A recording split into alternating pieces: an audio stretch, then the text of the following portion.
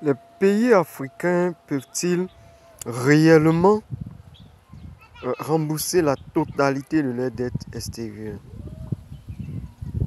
Ont-ils les moyens d'y arriver?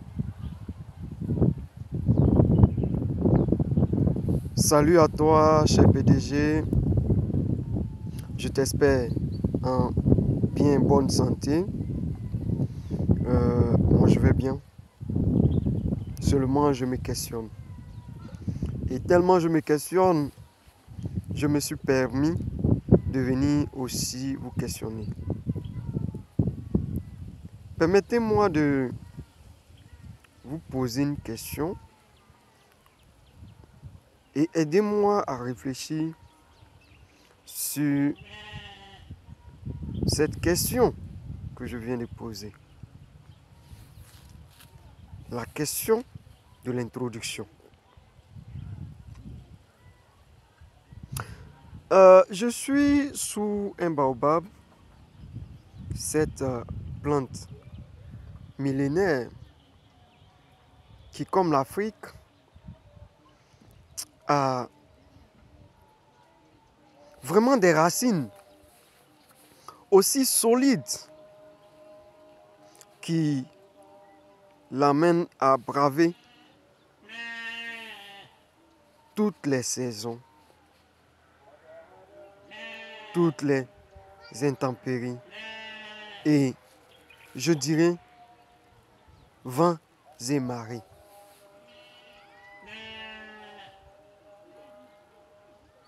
Oui, l'Afrique est endettée par-ci, par-là. Et toi qui es africain, tu sais de quoi je parle. Mais toi, mon PDG, ma PDG, toi qui écoutes et regardes cette vidéo, qui ne sais pas qu'est-ce que l'Afrique, sache que l'Afrique, c'est le berceau de l'humanité. L'Afrique, c'est la source, l'origine de toutes les civilisations qui puissent exister de nos jours. Eh bien oui, tous les savants, les grands penseurs que l'histoire a connus ont tiré la source de leurs connaissances et les ressources de leur savoir au bord du Nil. Oui, l'Afrique a guidé les pas du monde pour le développement de l'humanité. Mais aujourd'hui, nous sommes à un carrefour où les peuples s'affirment et réclament effectivement leur liberté, leur autonomie de penser, de s'orienter, de se guider soi-même et surtout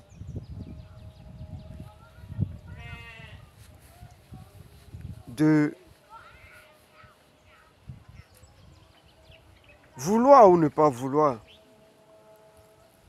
coopérer avec celui-ci ou celui-là.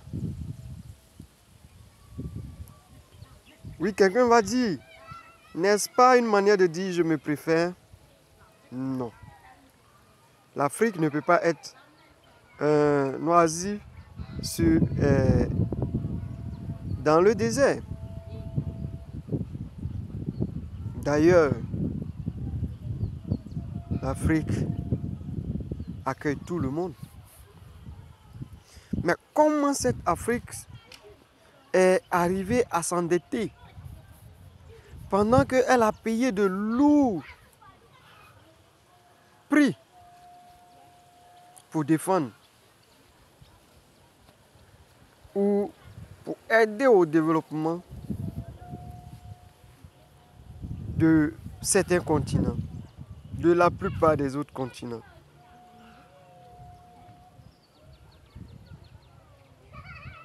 Alors la question, elle est nette.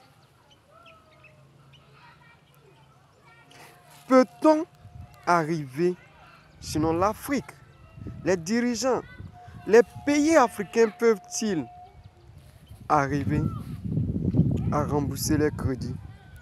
D'autant plus que ils sont mis dans des spirales.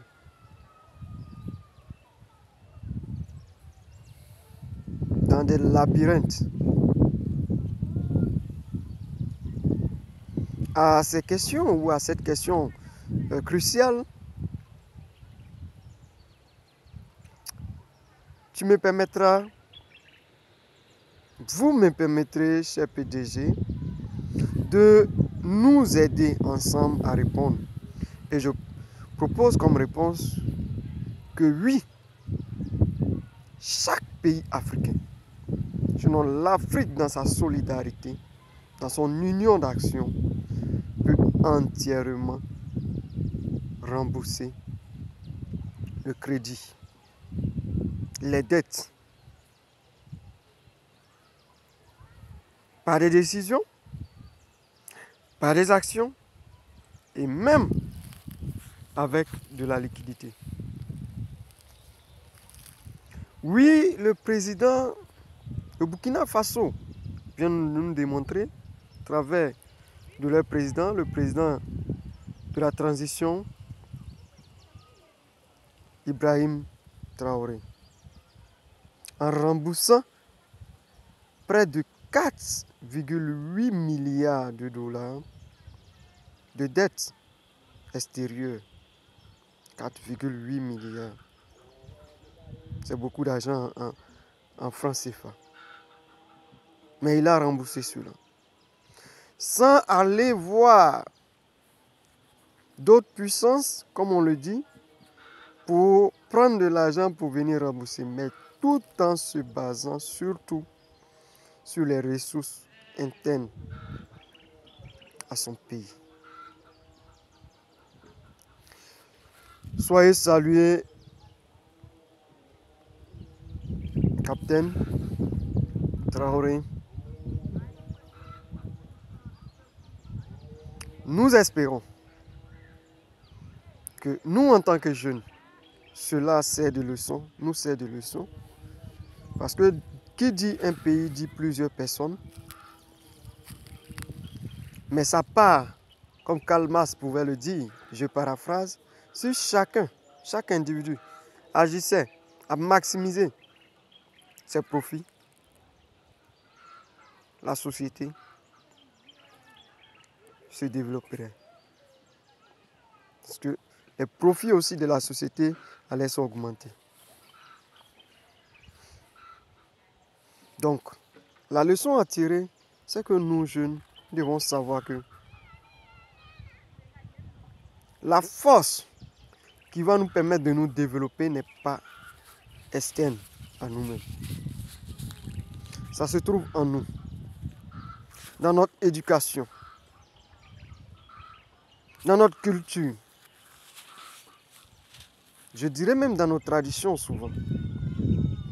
Sans faire amalgame entre les traditions, le côté positif de la tradition et c'est un côté qui quand même il faut pouvoir améliorer, moderniser. Je puis aussi espérer, oser espérer que cet acte posé par le président burkinabé, cette démonstration du peuple ou de la nation burkinabé va servir de leçon aux autres présidents, aux autres nations africaines pour pouvoir rembourser les dettes et développer leur pays. Oui, quand la dette est comme une force dont la profondeur est presque invisible, tout développement qu'on fait aujourd'hui sera bloqué demain. Oui, parce que demain, on sera contraint à quelque part. Et on risque de perdre tout ce qu'on a développé aujourd'hui. Alors il est temps de prendre des décisions. S'il faut casser les œufs, qu'on casse les œufs maintenant. Et que on puisse surtout se développer demain. Parce que c'est quand on cassera les œufs qu'on mettra les condiments qu'on pourra faire les omelettes. Alors nous voulons les omelettes. Nous voulons, peuple africain, les omelettes demain. Si c'est aujourd'hui que les œufs doivent être cassés, alors, chers dirigeants, cassez les œufs. Chers jeunes, cassons les œufs aujourd'hui et que nous puissions nous développer. S'il faut se priver aujourd'hui pour que demain soit meilleur, il faut le faire, chers jeunes. Soyez salués, capitaine Traoré.